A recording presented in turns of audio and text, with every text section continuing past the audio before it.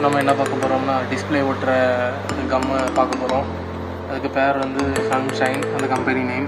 இது வந்து G21 mention பண்ணியிருக்காங்க. Super purpose adhesive.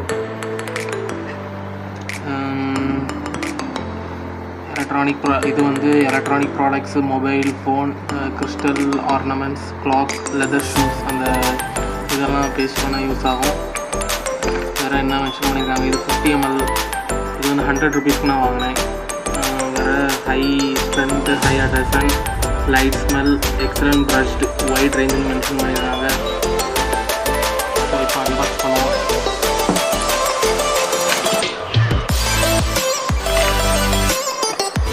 இதுதான்